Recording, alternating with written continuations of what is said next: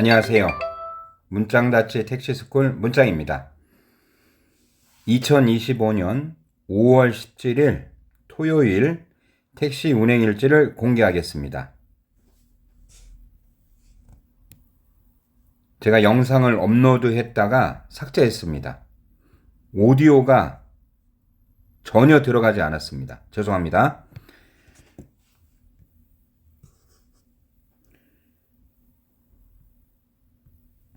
현재 저는 인천 서구 연희동에 살고 있습니다. 인천 서구 연희동에서는요, 서울 택시를 몰고 택시 운행을 하기 위해서는 서울로 나가야 됩니다. 콜지로 나가야 되는데, 인천 연희동에서 나갈 수 있는 길은 예전에도 몇 번 말씀을 드렸지만 계산동을 거쳐서 강서 화곡으로 가는 방법이 있고요. 경인고속도로를 타고 서울로 나가는 방법이 있고요. 인천국제공항 고속도로를 통해서 청라 IC를 통해서 강서 방화 방면, 김포 공항 방면으로 나가는 방법이 있습니다. 또 한 가지 방법은 인천공항으로 올라가는 방법이 있습니다.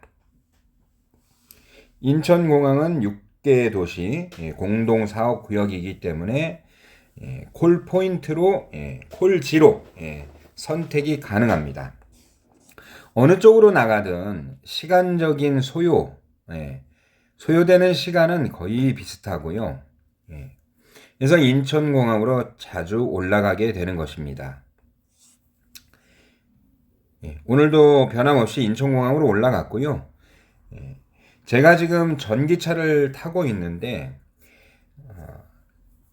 집에 충전기가 없습니다. 일반 지금 현재 빌라에 살고 있기 때문에 집에 충전기가 없어서 굉장히 애로점이 많습니다.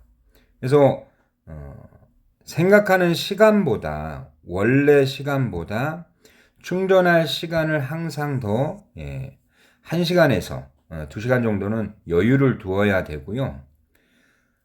겨울 같은 경우는 3회 이상 충전하는 경우도 많았습니다. 아무튼 제2여객터미널 택시 대기장으로 들어갔고요. 충전이 되지 않은 상태였기 때문에 충전기를 물렸고요. 첫 손님은 동부 이천동 가는 손님을 태웠고요. 요금은 73,200원이 나왔습니다. 내비 없이 갔기 때문에 내비 화면을 캡처를 못했고요. 아무튼 동부 이천동에 손님을 내려드리고 캡시 2일차 출금 버튼을 활성화했습니다. 인천공항에 있을 때에도 출금 버튼을 활성화했고요. 퇴근 배차를 한번 걸어봤습니다. 어제하고 동일하게요. 송파로 2번을 걸었는데 역시 걸리지 않았습니다. 아무튼 동부 이천동에 손님을 내려드리고 아파트에서 출금 버튼 활성화를 하니까 동작대교 북단 서빙고에서 우측으로 올라가면 동작대교 북단으로 합류하게 되는데요. 그 서빙고동 버스 정류장에서 콜이 들어온 겁니다. 러시아 여자분들 5분이 계셨고요. 한국말을 너무 잘했습니다. 그래서 녹번역 이편한 세상이라는 녹번역 이편한 세상에 가는 손님이었는데 이 손님이 경유가 있었습니다. 녹번역에 손님을 내려드리고 자기 친구를 어제 간 주엽의 문천마을 단지도 똑같더라고요. 18단지 주엽 문천마을 18단지의 마지막 경유줄에서 내려달라고 하더라고요. 저야 땡큐 베르마치죠. 요금은 59,800원이 나왔고요. 또 어제와 동일하게 킨텍스로 해서 자유로로 해서 강변북로로 해서 서울로 합류할 수가 있겠죠. 홍대 정도는 30분 정도면 아마 합류가 가능할 겁니다. 그쪽으로 가지 않았고요. 저는 마포 MBC 상암동으로 가는 걸 좋아합니다. 그리고 코스는 일반 국도로 그냥 갑니다. 예, 굳이 뭐 달려가면서 서울로 합류하지는 않고요. 시간이 많이 걸립니다. 아무튼 마포 MBC를 찍고 국도로에서 가는 길에 마두역을 가기 전에 제가 사거리에서 제일 앞에 서 있었고 뒤에 개인 택시 분이 서 계셨는데 다음 사거리에서 손님이 탔거든요. 근데 그 개인 택시가 제 뒤에서 예약등을 켰고 아무튼 저한테 콜이 들어오지 않았고 그분한테 들어갔고요. 그리고 마두역 사거리에서 샴푸나이트 있죠. 샴푸나이트 있는 곳에서 샴푸나이트 같은 자리에서 똑같은 콜이 3번이 취소가 됩니다. 그래서 오늘은 콜이 잘 안 들어오겠구나 라는 생각을 했고요. 아니나 다르게 뭐 MBC 갔을 때 상황이 어땠냐면은 제가 5번째 줄이었고요. 상암파출소 맞은편에 줄타기 하는 곳이 있습니다. 항상 제가 애용하는 자리인데요. 3대가 콜을 받아서 나갔습니다.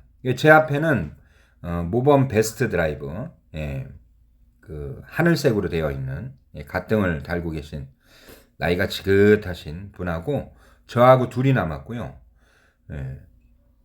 상암파출소 먹자 쪽에서 또 3분이 건너왔는데 2분이 호출을 했는데 또 차량 2대가 다른 곳에서 왔습니다. 저하고 그분하고 이제 3대인 거죠. 그래서 아무튼 문촌에서부터 상암파출소에서 콜을 받기까지 거의 1시간 10분 정도 걸렸던 것 같습니다. 콜은 뭐 손님이 2시 20분에 일단 2시 20분 조금 넘어서 타셨던 것 같고요. 아무튼 면목동 가는 콜이 들어왔고요. 면목동은 상암파출소 맞은편에서 사거리에서 직진해서 강변북로로에서 동부 간선도로로에서 중랑구로 가는 굉장히 코스가 좋습니다. 새벽 시간대는요. 요금은 31,100원이 나왔습니다. 31,100원이 나왔고요. 면목동에 손님을 내려드리고요. 사가정역에서 또 콜이 하나 들어옵니다. 콜이 바로바로 연계되는 지역은 아닙니다. 면목동 지역이요. 군자나 건대나 먹자골목으로 들어가거나 아니면 강남으로 들어가거나 해야 되는 지역 가운데 하나죠. 아무튼 저는 사가정역에서 사가정역도 먹자가 살짝 작은 게 있습니다. 사가정역에서 살짝 대기를 했고요. 암사동 가는 손님이 하여튼 콜을 한 겁니다. 이 손님이 결과적으로는 다시 사가정역으로 백을 하게 됐습니다. 왕복이 되었습니다. 왕복. 암사동까지 다 갔는데 뭐 여자친구가 부른다고 해서 다시 면목역으로 가달라고 해서 또 왕복이 되었고요. 면목역에 손님을 내려드리고요. 뭐 시간이 3시 반이 넘었기 때문에 지금 보시면 3시 23분에 손님이 내렸지 않습니까? 2시 57분에 손님이 탔고요.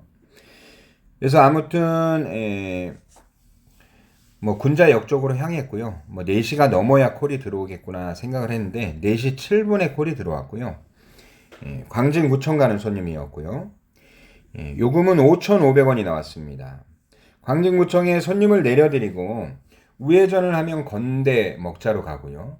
직진을 하면은 잠실대교 넘어서 방이동 먹자가 되고 잠실역 사거리가 되겠죠. 보통은 건대역 먹자, 그 다음에 방이동 먹자 이렇게 선택지가 될 수 있을 텐데요. 저 같은 경우는 건대역, 홍대역 이런 젊은 이들이 모여있는 압구정 로데오라든지 잘 가지 않는 코스들입니다. 자영동 먹자로 스며들었고요. 성수동 가는 콜이 하나 들어왔습니다. 성수동 가는 콜이 하나 들어왔고요. 성수동 9,600원 나왔고요. 성수동에서 안암동 가는 콜이 연계가 됩니다. 그래서 안암동으로 향했고요. 요금은 9,900원이 나왔습니다. 안암동에서 김포국제공항 가는 1.7km 보문동 대로변에서 모자가 됐습니다. 어머님과 아들 두 분이 김포공항 가는 콜이 들어왔고요. 요금은 27,100원이 나왔습니다. 여기에서 제가 이 손님들을 내려드리고 시간은 5시 한 40분 정도 되었던 것 같습니다. 그래서 공항대로를 공항동에서부터 마곡나루역, 마곡 엠벨리가 있는 그 거리를 남북으로 하지 않고 동서로 횡단을 왕복을 했습니다. 첫 번째 횡단을 할 때 공항동에서 시계회 지역 콜이 날아갔습니다. 거의 이런 경우는 인천공항이거든요. 한 6시 정도에 인천공항 올라가는 분들이 많아서요. 그래서 공항동에서 첫 번째 시계회가 날아갔고요. 그래서 마곡나루역까지 갔는데 거기서 발산역 가는 콜을 손님한테 하여튼 콜 취소를 맞습니다. 그래서 공항동으로 다시 돌아왔는데 또 한 번 시계회가 날아갑니다.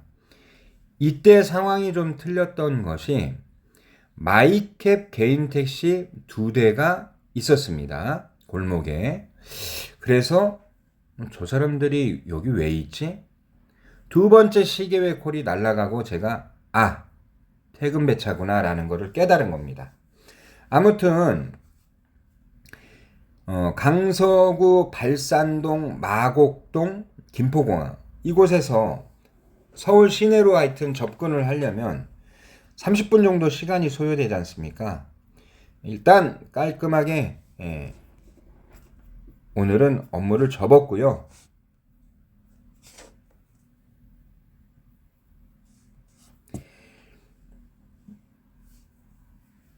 다섯 시 38분에 운행을 마감했고요. 태운 손님은 8분을 태웠습니다. 8분이요. 카카오 손님 7분, 그 다음에 인천공항에서 태운 손님 1분, 그래서 8분을 태운 거고요. 현재 저의 일평균 콜은 2.7콜입니다. 이게 1일 평균 20콜 이상이 나와야 되는데 험난한 길이 예상이 됩니다.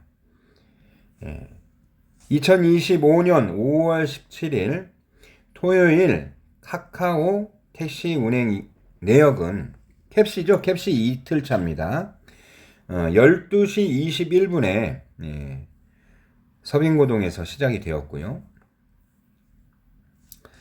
마지막은 5시 38분에 끝났습니다. 총 7분이었고요. 자동 결제가 6건이었고 직접 결제가 1건.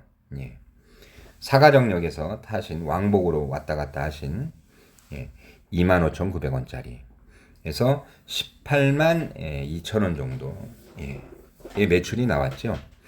뭐 5시간에 18만 2천원 정도니까 3.5만원 정도 되려나요?